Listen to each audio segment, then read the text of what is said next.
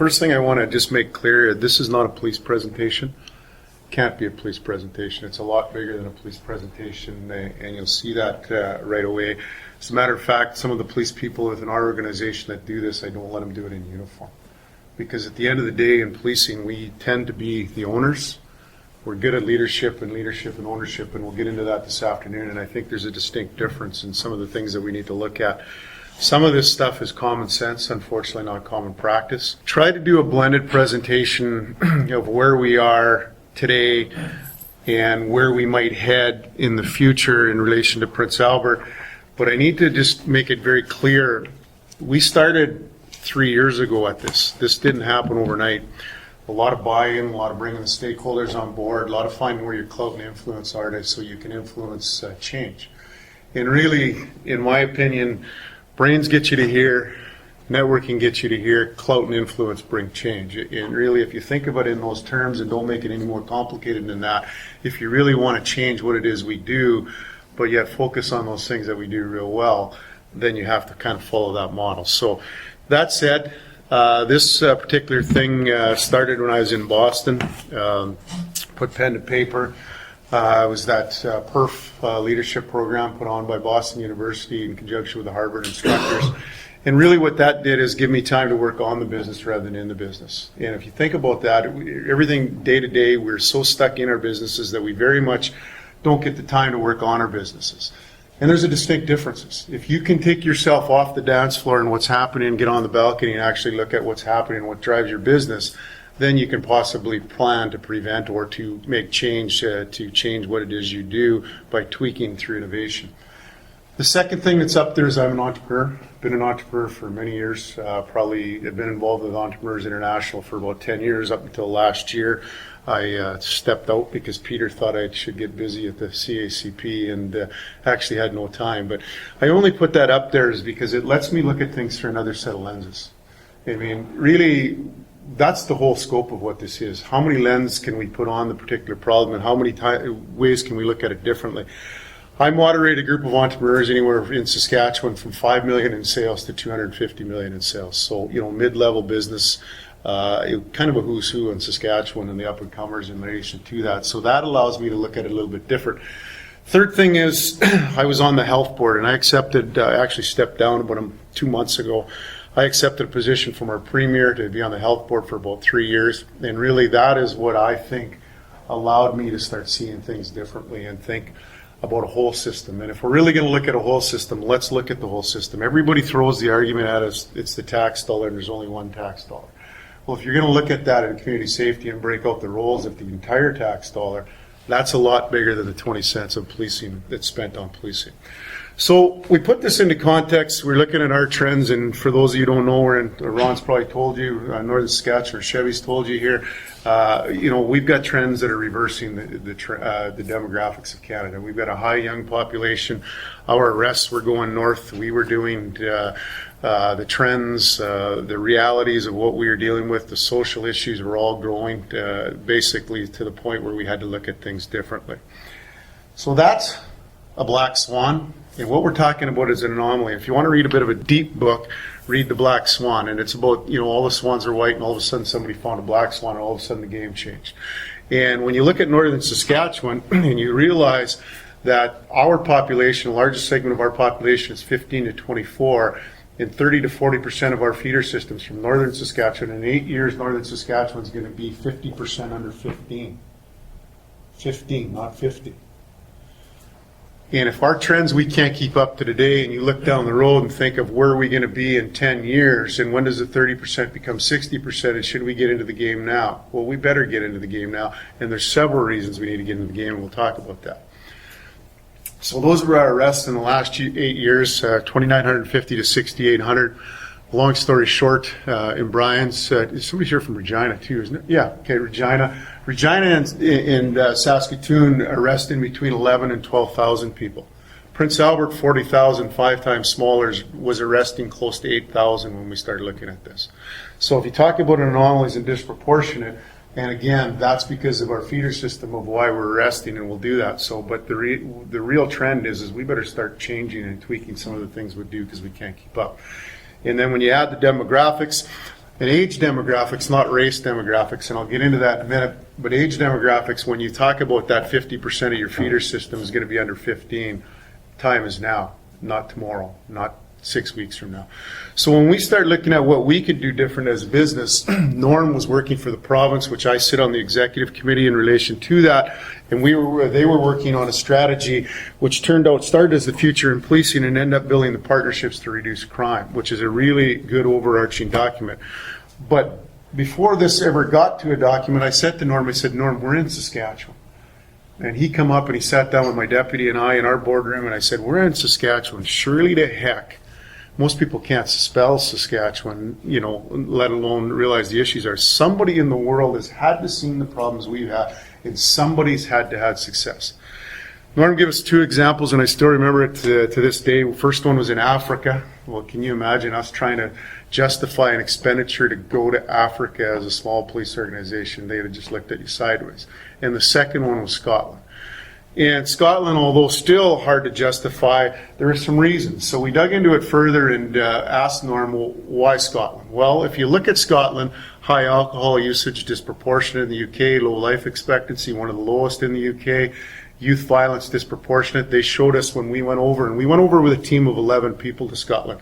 Social services, education, Ron, myself, I had my bylaw manager, I had my family safety unit officer, we had the RCMP, we had our regional intersectorial committee chair, we had our senior mental health and addictions officer, senior manager of social services. Norm came with us. We had a policy analyst from government. We went over there.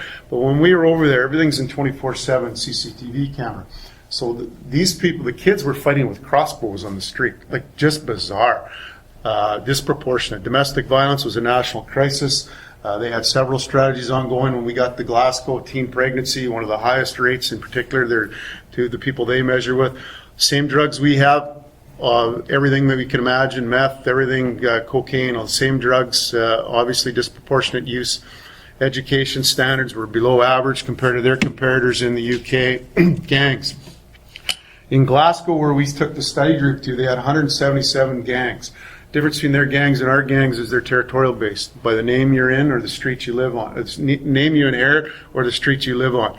But they still are involved in the same things. Perception of crime, fear of crime, organized crime. They still do the same things that we deal with in our own communities.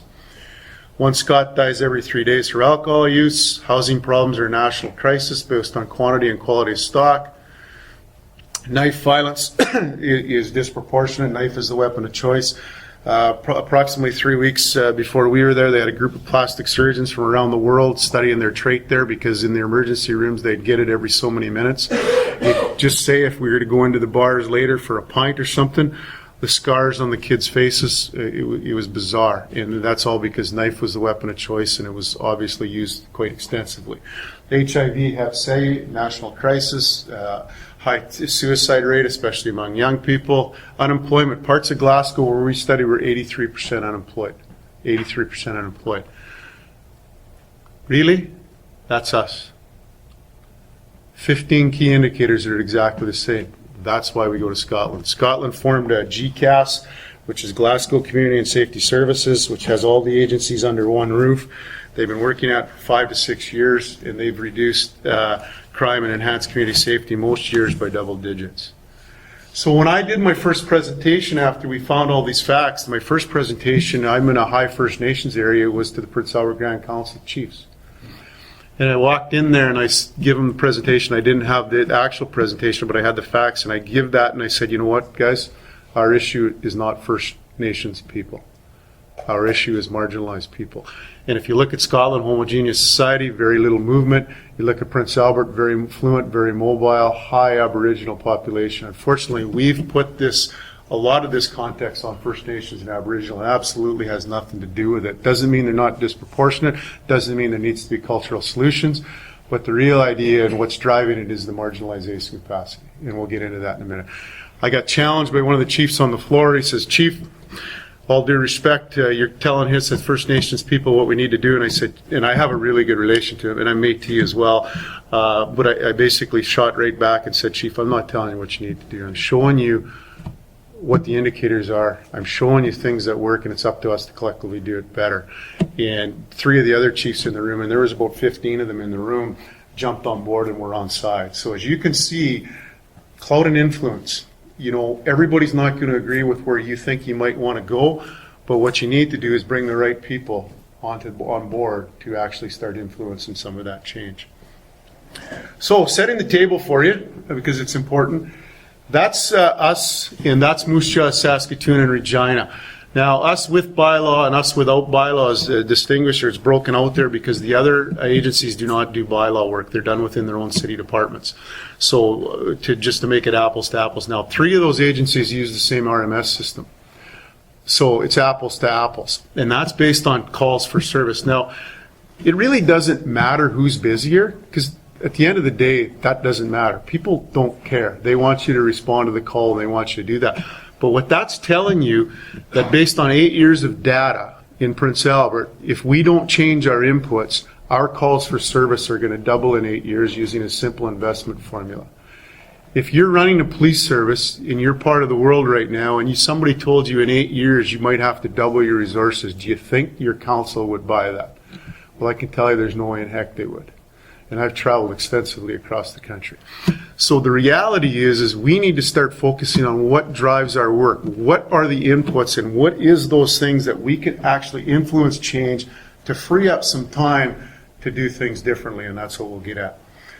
So in Scotland, they did that, and they built a timeline, David's story. And this young fella was born in 1981 in Easterhouse, which is an impoverished area of Glasgow. He was born to an addicted mother. He was a premature baby. Time he was age 4, he moved around extensively, no solid home. Got to school at age 6. He was being bullied in school. Time he was in grade 3, he became the bully, because we all know bullying's a learned behavior. Very much domestic alcohol in relation to the house growing up. Time this young fellow is between 12 and 13, he joins a rival gang. He goes on to lead that rival gang, and at age 16, he's caught on CCTV camera committing a random murder. Guy gets out of a cab, he goes up to him, he pulls a knife out, and he stabs him and kills him. Shows the police catching him, shows the police put him in custody. Next thing is, just like any other system, what happens? He goes to court, he's found guilty, he goes to jail. Mom dies of an overdose while he's in jail. Social services comes in, because obviously the kid is still a young person, and he's now the ward of social services, and they put him in care of grandma.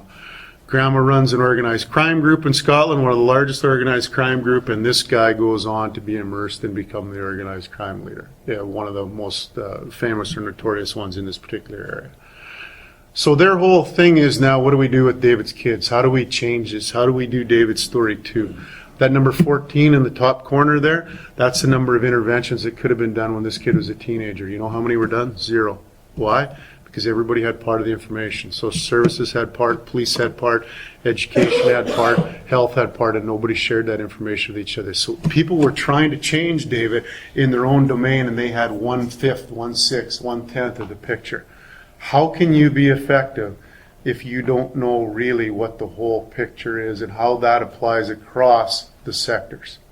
And when you think about that, and you think in regards to information, and you think where we could have been based on what we know as cops, do you think we could have changed that timeline? There isn't anybody in this room that knows if we didn't put our collective expertise together, we couldn't have. We might not have changed the outcome down the road, because some things you can't change, but there's no question we could have had some influence in this if we looked at it in a different lens. So we got back and got Ron and Tony, our IT guys, tasked with this, and said, that's pretty powerful. That drove change in Scotland. Let's build our own. And we grabbed Joe, and in a small community that we are, we literally had how many people when you start digging this? Lots. And then we refined it to the outcome. We still had about 20. And this is all taken from the records of social services, health, education, and police. So this young fellow was born in 86. We changed the name, and we changed the years. Alcohol, domestic violence moves to foster care. Parents drinking and driving, drinking and domestic problems, different locations. Mom hospitalized, car accident, alcohol. Kids moved with grandma. Parents went through alcohol treatment. Kids moved back with them. Brother being violent and suicidal at school, and then whammo. Mom stabs father to death. Joe witnesses this. These are the notes taken right from the education system, and before this young fella did this, he's described by a teacher as happy and energetic student.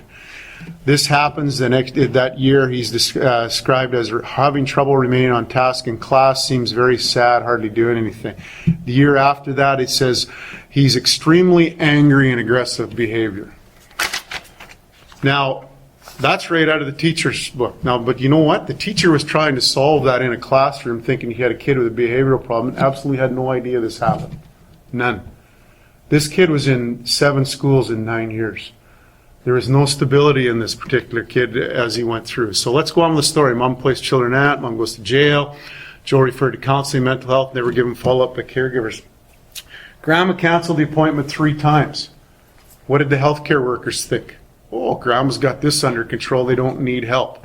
This kid never did get counseling. Now, this isn't to poke fun at health, social services, education, because we have a piece of this too. We could poke fun. But what this is trying to do is maybe there's a better way. Maybe there's a better way that we can actually do things a little bit differently. So we carry on with the story. Kids moved to grandma because of money. Now the family's fighting. Nobody wants the kid. Mom's out of jail, lived the YWCA with kids. Mom was drinking, breached parole. Kids taken to grandma. Joe's brother sexually assaulted his sister. All moved out to foster care. Mom released on parole, completed alcohol treatment. Kids moved back with her. Mom drinking and breached parole. Kids placed in foster care. Trial for sexual assault. Sister refuses to testify. Unfortunately, we see that too often. Charges stayed. Mom released from jail. Mom back to jail due to drinking. Kids placed with grandma. Mom released on parole. Marries a murderer in prison. Kids moved back with mom. Joe misses school. Anger management problem. No kidding. Problems with the law. YO involved. Now the kid's old enough that we're getting involved. So now he's 12. Violence between mom and sister Joe, social services, police involved. Mom's new husband released from jail, halfway house, ongoing violence. No food at home many occasions, not attending school on a regular basis. YO involved. Joe in jail, kids placed with family, mom lost parental rights. That's the information from health, social services, and education. In policing, we're probably leading the curve going to intelligence-led initiatives. We're spending money on IT. We're doing things that we need to do to make ourselves better. Let's add what we know. So the young fella comes onto our radar screen when mom was involved with possession of stolen goods. Turns out that the young fella was doing the B&Es for mom to give her the goods so mom could fence him for to support a drug habit. Then he was charged dangerous operation of motor vehicle. Then he was a suspect in NVA, charged break and enters. Then he's charged dangerous operation of motor vehicle. Then he's a victim of a robbery, obviously living the lifestyle. Then he's charged YCGA. Mom attempts suicide again as he's spiraling. Then he's charged robbery with firearms. Family's victim from housing due to gang and drug use. Charged shoplifting, bail violations. Charged willful damage. Charged escape custody. Charged YCGA ×2. Charged failed to appear. How's the system working? We had a guy last week that had his 17th breach. I'm not sure if 21 is the magic number or what that particular is, but the reality is the only point I put it up, the system is what it is. We can't change the system, but we can learn to work within a system more effectively and have a better outcome, and that's what we'll talk about here a bit. So then he was charged escape custody ×2, assault police officer, and then he was charged second-degree murder. That's a knife he used to take another kid's life, right out of our exhibit locker. So as you can see, and you think about that, could we have changed this kid's pattern? Could we have got involved if we would have shared that information, or if we would have known? Do you think our frontline officer would have dealt with him the same way if he would have known some of the background in relation to that? Let's go a little deeper, because as I said, we spent a lot of time in the IT component. That's a 2-block radius in our city. That greenhouse is where he grew up. Those red dots are people living in those houses in the neighborhood with multiple criminal code convictions. We had to use multiple because otherwise it was a red blur. And sad story, but it is. But do you think if we had known that back then, we could have got together with the other services and did something within that 2 blocks that might have had a better outcome? Possibly. So let's shift gears for a minute. A small community like Prince Albert, 40,000 people in the surrounding trading area, about 150,000. We had 988 missing persons last year. 988. So let's talk about problem solving. That's ridiculous. We had 9 missing persons in one weekend. Yeah, 3 kids from a group home ran 3 times. They ran Friday, they ran Saturday, and they ran Sunday, only to come home, and at the end of the day, their response was call the police. Police go, if somebody carries a file, doesn't want to be the person carrying the file that it's real, looks for him to only find out that he basically did. So the resource time that we used in relation to that obviously is problematic. That one in the end, which you can't see, only had 13 over a course of a few years. They have an intake process, the kids sign contracts, they don't have the easiest kids. They basically are involved in movie nights. They look at their data. They use intelligence-led process in basically seeing when they're going to be problematic, and they put things in place to deter the behavior. Every one of those listed up there, with 60% of our missing persons come from group homes, have some level of government funding. Provincial, federal, First Nations, municipal funding, all fund those. There is no best practices within a group home to basically monitor that they're all on the same page. So if you think about what that lack of process does to drive our business and what you can do to change that, well, our sergeant sat down with all of the agencies and they basically changed the process. They've rewritten their policies. They're actually trying to determine why the kids are running, and they're giving them some follow-up in relation to how much are we down now, 70%? Yeah, 70% down in the course of 1 year. And the reality is putting the ownership back to where the ownership needs to be instead of us taking the ownership and providing the leadership. And really, when you look at it that simple, we're leaders, and we're very good at that. You're here because you're future leaders in your organization, and if you can use that and put multiple lenses into it, you can actually change the outcomes. And when you use your partners and enable them to take some ownership, and then they can use some of their own leadership, you can change things like this really overnight, some of them. There, that's us, that's our anomaly. As I said, anytime 32 to 42% of our arrests come from outside of our city. That's not normal, that's an anomaly. You know, a lot of the cities that we study are in that 4 to 6%. We're 32 to 42% of our arrests are from outside of our city. That means they have an address outside of our city. The majority of those are in northern Saskatchewan, the feeder system. Look at that when you put it on a crime severity index. And you look at this and you say, there's us, there's Regina, Saskatoon, and Moose Jaw. All but 3 of those above us are our feeder system. So when I go to my board and I say, you know what, we need to be involved in northern Saskatchewan because that's 1/3 of our business. And if you think of it in terms of business, if you left 1/3 of your business out, would you maximize your returns? Would you deliver a bottom line to your shareholders that they would accept? Absolutely no way you can. So we need to be in northern Saskatchewan, and we need to be partnered with our police partners in the RCMP, but more importantly, we need to be partnered with private industry and all those other stakeholders that are involved in northern Saskatchewan as well. Because if we aren't, that is going 32 to 42% are going to become 60 to 70% in the not too distant future. So again, going back to anomalies and what we do and how we look at this differently, we better get on this, because at the end of the day, if we don't, we can reasonably project the outcomes better than we can our RSPs, because obviously the uncertain world economic times. So when we can predict, we sure in the heck should be able to prevent. And let's talk about that a little bit. So what do? Well, that's when we go to Scotland, and they say you can't keep up, you just can't throw money at it. Scotland said they need to focus, and they needed common goals. And when they had common goals and they had common priorities, all of a sudden they changed the landscape. But right now, there isn't common goals and common priorities. There's our goals and there's their goals. And there's our priorities and their priorities. And really, what part of community safety is policing? How much of community safety do we own? And that's a definition that obviously might be something that we all need to look at. Because when you ask this question, who's responsible for it? If we went to our home communities, 95% of the people would say policing was. But if you took this report right here, and this is the World Report on Violence and Health, and you open it up and found their priorities and said the number declares that violence is the leading worldwide public health problem. Leading, not 2, number 1. This isn't even on the radar screen in Canada. And it certainly isn't on the radar screen in Saskatchewan, where I was part of a health board. So if it's not on their radar screen, how does it get measured? If it's not on their radar screen, how do we get out of the ownership business and provide the leadership? Again, it's back to clout and influence. Community safety is a lot bigger than policing, but community safety isn't exclusive to health. The reality is community safety is everybody, and we own a specific component of that called enforcement that we probably would have exclusivity on.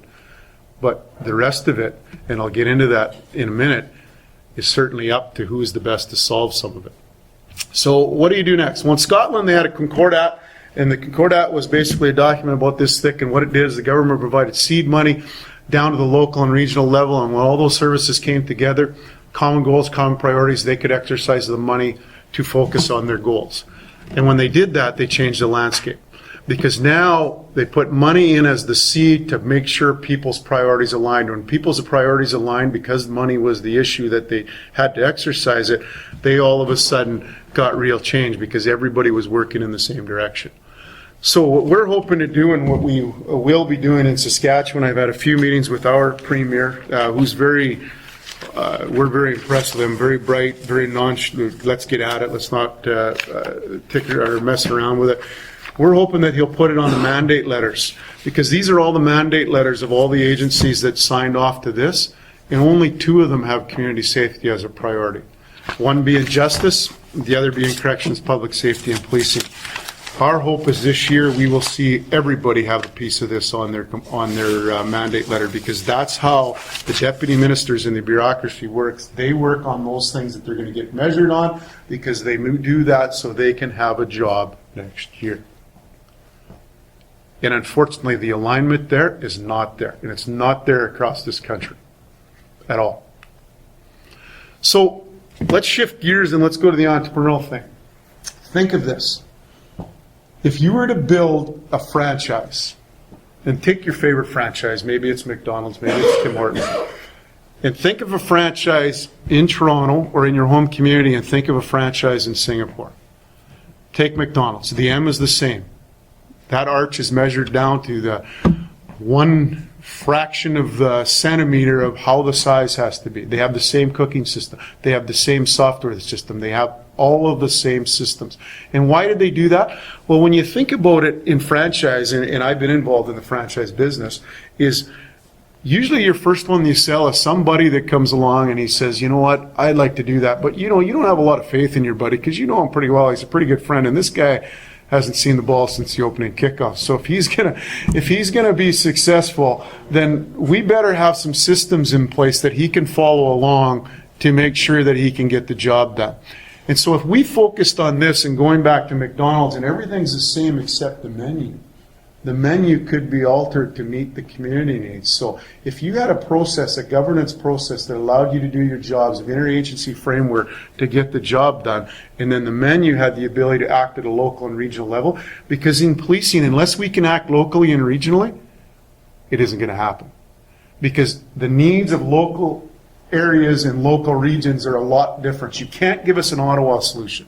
You can't give us a provincial capital solution, because the diversity of our provinces, the diversity of our country is not the same.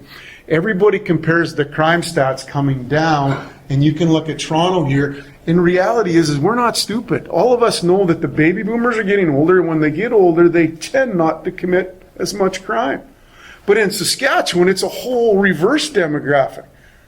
And unless we get that ability to act in a local and a regional level, because we all have priorities that are emerging and they're all important, and unless we can have that framework to operate from, we're not going to be as effective or as efficient as we could be. So that's what we're talking about, and I'll get more into that in a minute. But to do that, you need to create an intelligence model or brain trust. And Ron can show you some of ours if we have time here in the end, because this was Scotland's, and ours is way more advanced than theirs. They had the information inputted in here: social services, health, education. And when somebody got to a red flag, they needed an intervention. So they went in early enough and asked, what can we do to help? They went in before these people were even in the justice system. In our present system, we basically wait till they're in the system, they go to court, they're held accountable, and then we tell them what they need to do to fix themselves. When we know they're headed there from the schools at a really young age, and the families, social services, $11,500 a month right now to fund a kid in that ranch airload, $600 to fund a foster family. Do you think there's an imbalance? If we get in this and we actually start attacking the roots, the marginalization component, then you're into something which is a whole other ballgame to bring in your numbers. If you take our policing statistics in Saskatchewan and in Prince Albert, 27% of what we take for calls in service are criminal in nature. 27%. 5% of those lead to criminal charge. 5%. Our calls per capita are off the charts. 5% of them are criminal charge. If you think about that, that leaves 73% of them are probably more of a response to antisocial behavior. Antisocial behavior. Marginalized people, mental health, addictions, housing, neighborhood problems.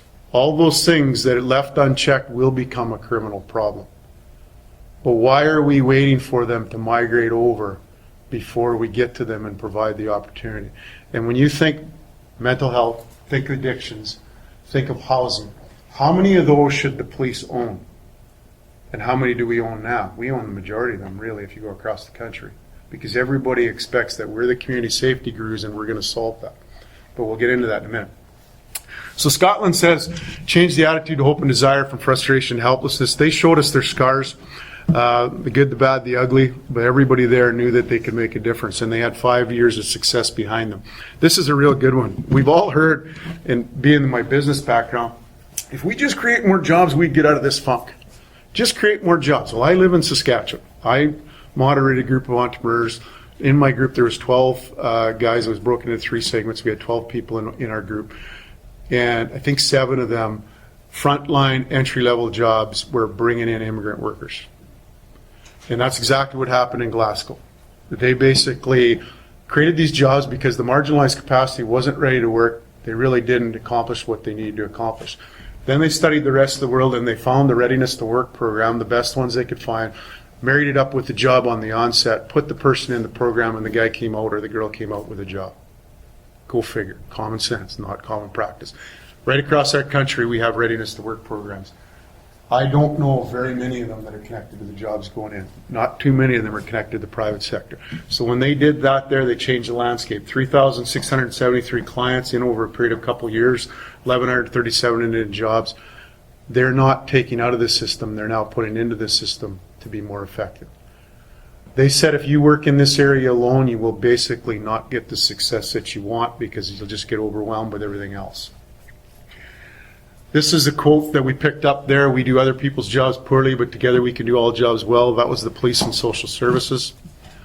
Common goals, best and brightest people. This isn't putting your duds in there. This is putting, and really we all have those. This is putting your best and brightest. People that are willing to step on toes to get the job done, but are respectful. Don't let territorial leadership get in the way of non-territorial issues. Social issues have no boundaries. Why do we try to give them one? More importantly, why do we try to push them to each other? That's not our job, that's health's job. That's not our job, that's the police job. That's not our job, that's social services. Too many times it's defined by who pays the bill and not what the most effective solution is to get it done.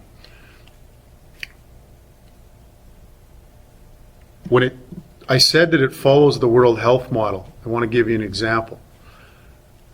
3.5, probably 4 years ago now, we were all told as employers that we are going to lose up to probably 1/3, 2/3 of our workforce.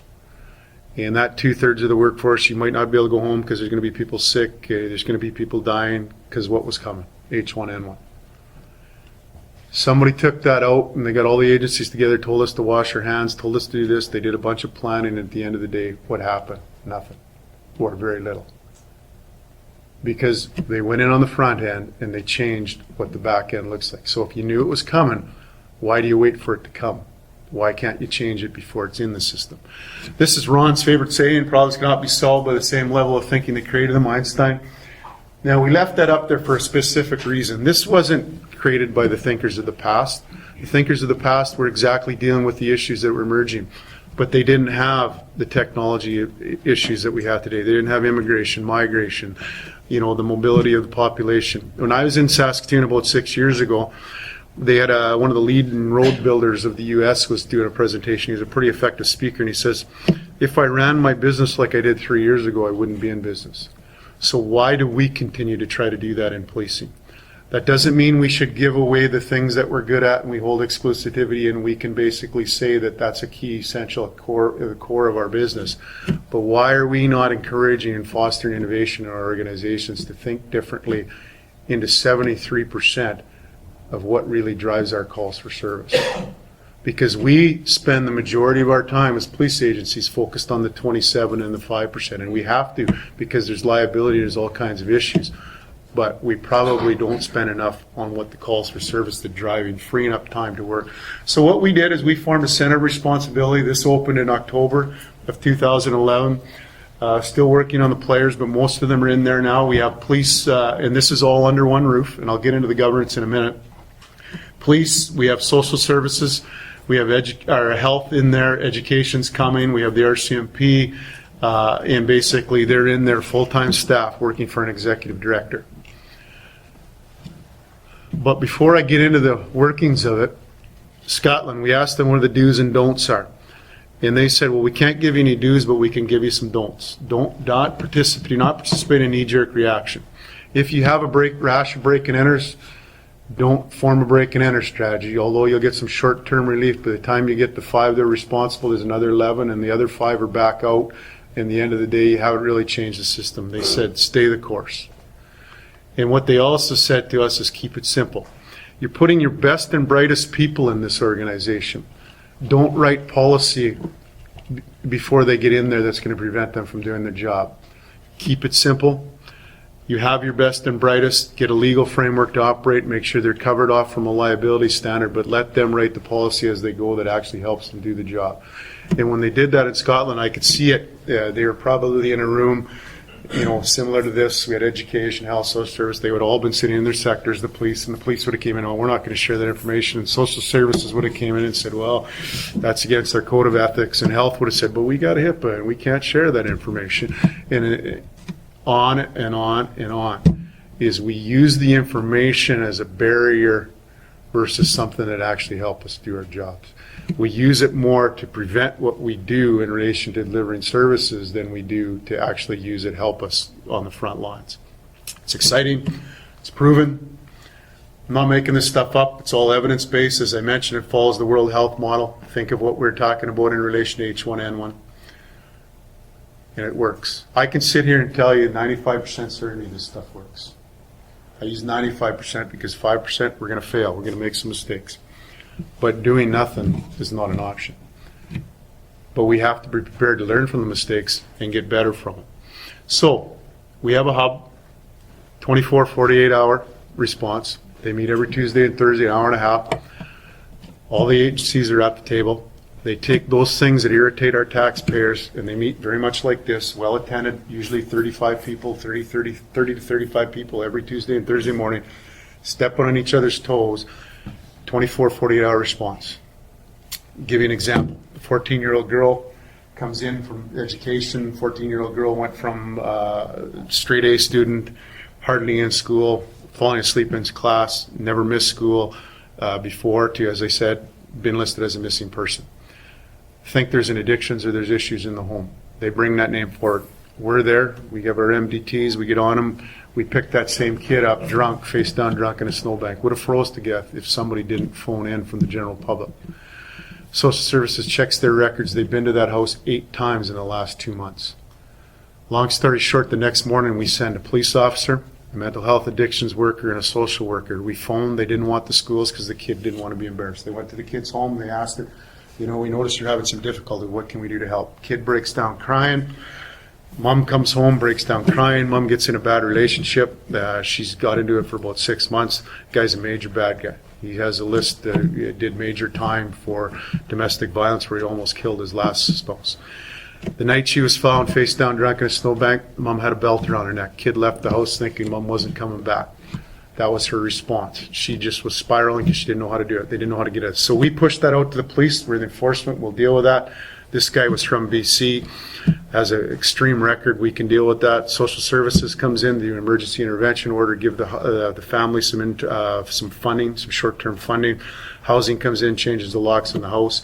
Turns out Mom was at SIAS. She was a student there, which is our post-secondary institution.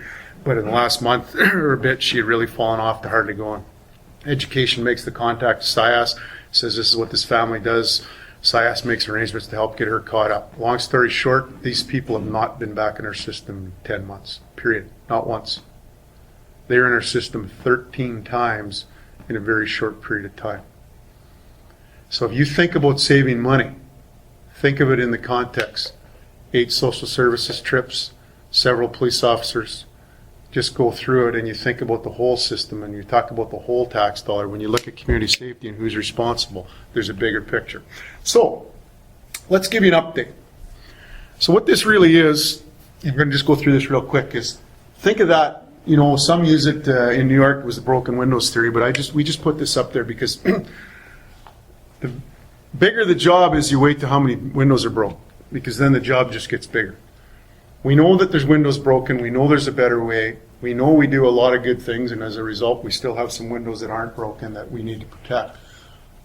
But when we look at the system, the number one cause in our system in policing is probably alcohol related. And that's our system right now. It's going into a funnel. It's jammed. The courts can't keep up. A good judge friend of mine, Peter and I were in BC here a couple of weeks ago, former Chief Justice of Manitoba, and he says, you know what? We need more work on the 90% poor souls and better packages on the 10%. Well, we do a pretty good job in our police services of presenting on the 10%. But on the 90%, which are jamming the system, freeing up that time, or creating a bottleneck that the system absolutely can't keep up with. It's not cost effective, it's not efficient, it's not focusing on the right things. And at the end of the day, most people in Canada right now would say our justice system is broken. That's a reality. But we can't control the back end, but we sure in the heck can have a big influence on the front end. So what happens if we do this? What happens if we slow down the input, slow down the intake? And if this is about money, because it can't be about money, but there's an easy solution. I could give you 3 entrepreneurial solutions tomorrow if it was about money. One would be to put a 1% tax on alcohol, forward it to evidence-based, intelligence-led practices. Alcohol sales in Canada are $20 billion. 1% tax would basically pay for everything you would need in relation to infrastructure to deal with the social economy, to deal with the 73% of what we deal with. And you could do it on an intelligence-led, evidence-based solution. A case of beer might go from $23.23 to $23.23. At the end of the day, who's going to complain? At the end of the day, is somebody going to stop drinking? Well, is that a bad thing? I was in Iqaluit here about 3 months ago giving a presentation very similar to this. It was $8 a beer and they weren't drinking any less. So the reality is, if you focus on alcohol and if you make it part of the solution and not just the problem, you can answer that question. But I really, it's not soft on crime. And it's not changing the back end, because in the corrections end of the world, they really have trouble thinking that we want to take away from some of their programs, Courage to Change, some of the things that they have in the back end. Federal corrections are doing an amazing job of reducing recidivism. Provincial are catching up in relation to this, but that isn't changing that. Too many times I've presented across the country in my role, and it's hard on crime versus soft on crime. Matter of fact, when I presented at parliamentary committee here about a month ago, everybody takes either this view or this view, and it's balance. And if you think about this, it's smart on crime. If we start getting smart on crime, really there are a lot of tweaks and a lot of innovation that we can do to even get better than what we do now, focusing on some of the early intervention and systemic change. So it's evidence-based, as I said, it's intelligence-led, it's front-end interventions. You know, if you look at our hub, our numbers to date, 308 projects, 301 done, 689 tasks, 40 housing, 33 maintenance, 16 domestic related, 31 mental health, 47 addictions, 106 child welfare, 35 miscellaneous. If you were just to look at that as a cop, because most of you are cops in this room, and you were to look on the right chart there, how many of those should police own? How about none? Right now we own them all. We own them all. And they're looking at us to provide the solutions in relation to that. And the reality is the real power comes when we bring our partners on board. So what has this done for us over the course of 11 months? Calls for service down 666, crime stats down 11.3%, and our crime stats don't go down. Go back to the age demographic. We did a specific purpose. We did not do a call for service review. We did not take things off because we didn't want to reflect. Matter of fact, 3 years ago when we started looking at this, we made sure everything was recorded, because if we're really going to influence crime, we need to influence in the proper way, because we're a small community. It's in our front yard, it's in our backyard. If we just did a call service review and said we weren't responding to this and weren't responding to this, we could have brought our crime numbers down. But that would have been problematic in a small community. Emergency room visits in the last quarter were down 10%. Crimes against person were down 9.1%. Public prosecutions were down 12%. Now, keep in mind, we can't say these are all related to what we're doing, but as you can see, there's a 1% variance in all these numbers. I think in the course of a year, social services is up to, what, 80 families diverted? Or is it 70? 48 or so. I thought it was, okay, it's 48 families diverted in the course of 11 months. 1 month social services work is 40 families diverted. So in the course of 11 months, they've saved 1 month's work in their family unit. You know, think of the savings. So what we did is we went to Scotland, and we had a plan when we went to Scotland. We got what they did, we came back, and we basically took the hub and the core, which in Scotland were separated. They had no unique relationship with each other. We came back and said, we need to change that R plan and make those two interoperable, and make them work together. So what we basically did is form that, and there's one executive director in charge of both. And what that executive director is making sure that we have a 24, 48-hour response, and then the core looks at community priorities, systemic changes, local solutions, long-term strategy. They're changing, writing policy. Think of how many policies that we've inherited at police, because somebody came out, you know, through one agency, probably health is leading it. They write a policy, and then we have to transport prisoners as a result of that policy. Now all of our policies are written in conjunction with each other, trying to actually change the end game so that we're more effective and efficient when we go. When we think about, when we get the input as we go, we're looking at trying to put a person with a doctorate from education in there, and we're looking at putting 2 analysts in there. One analyst trained on social return on investment, and one is a tactical analyst, so we're making intelligence-led decisions, but we're also measuring them. That's the governance model. That executive director is my bylaw manager. It's a 2-year secondment. The arrangement in there is that they will be 2-year secondments. So the police will provide this one. The next one will come from health or social services or education. The whole point is there, so we rotate the leadership to ensure everybody's invested in this, and that they will have to lead this at one point. This governance model, when we were in Scotland, they asked us in Saskatchewan for our organized crime model. Scotland asked us for our organized crime model. This is our organized crime model, just populating it with all the other agencies. That's our governance model. You know, we have basically an executive committee that sets the goals and objectives. The deputy chiefs, the operational committee, the deputy chiefs, the directors, the senior managers, all at that operational level with some decision-making capability. And then there's an executive committee that basically meets twice a year to make sure that we're on task and we're getting it done. That's exactly our organized crime, and it's exactly how our organized crime committee works. We got the province on board. They came in with $450,000 of funding. We wanted them to pay for the brain piece. We wanted to pay for the executive person, which is the leadership. We wanted them to pay for the assistant, which is the support, and we wanted them to pay for the insight and the analysis, which is basically the analyst. And Norm was paramount in pushing this forward, because what we're trying to do is build a structure, build a framework that can be replicated, that can be taken anywhere in Canada and plopped down, and there's a framework to operate from. Because really, for us, we need to get this in northern Saskatchewan, because if we just do this in our community, getting back to 1/3 to 1/2 of our business doesn't come from our community. We want the feds on board, and what we've asked the feds to say is come in with the one-time capital expenses. Pay for this. Pay for it as a one-off. Now you have a piece in policing that actually can make a difference at the front line, the local and the regional level, that has the First Nations people at the governance table, that has them working hand in hand with us. We're still working on this. It's in the budget deliberations. We'll see where that goes. As you can see, what gets measured gets done. Going back to the franchising, just to give you a visual of what this looks like, Canada, Japan, same store, everything's the same cooking system, even got the same clown. Check the menu out. So if you think of the structure and you think of the ability to work with the menu and to go into an area of Toronto and maybe have 2 or 3 other subsidiary areas that are overrepresented in their calls for service of all the agencies combined, Now you can deliver a model, an interagency framework that actually tackles what's important for that area. And it's measured collectively together, and it focuses on the outcomes for the community and not for the agencies. Everybody has skin on the line. Everybody comes in with their staff. We're not asking for money for staff.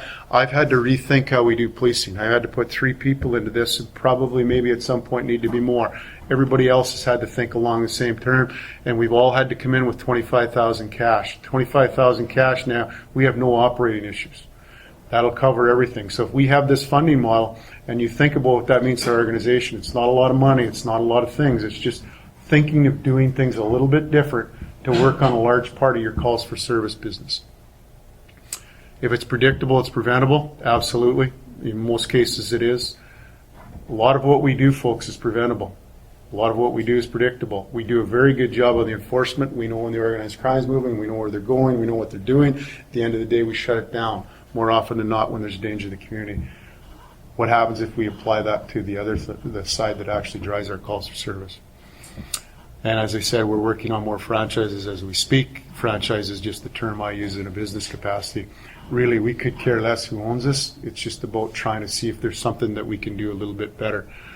We basically took all of these things. We've dealt with the privacy piece. We brought in our privacy our legislators, our writers from our province have sat right in our hub, and they're reviewing what they need for us to operate in this capacity. We've signed local MOUs. We have it solved at the local level, but that's not good enough when we start expanding out. There needs to be strict rules that apply in measurement. And again, we need that sustainable funding. So if you think of all that from a franchise perspective, put all that stuff in a box. Basically, that one core can support 3 hubs. So we could put a hub in Battleford, Laurent, Yorkton, or whatever the feeder system is. We could support 3 of them, and basically in those areas that are hard to get resources, now everybody's in the same process. So that transient population that's going between jurisdictions are now tracked, and there's no redundancy of service. If you really want to get into the weeds and get this into a business model, what we would make them do is all the NGOs and CBOs, which are funded to billions of dollars in this country, all those local NGOs and CBOs could have a sign-off piece, not a funding piece, where they had to have somebody from the hub and the core sign off on that local piece. Now they wouldn't have to fight to get their funding, but those that are redundant and aren't doing anything, that are measured by all the services, now that money could be rechanneled into things that do work. Government would have an accountability arm just as a result of that. That isn't there now, because there's absolutely no governance in value for money in measuring the NGOs and CBOs, and they do some great work for us. We can put them anywhere. Better solution for antisocial behavior. It's cost effective, and of course it's a social return on investment. So, thanks to Ronnie, let's put our minds together and what we can do for our children. That is basically it.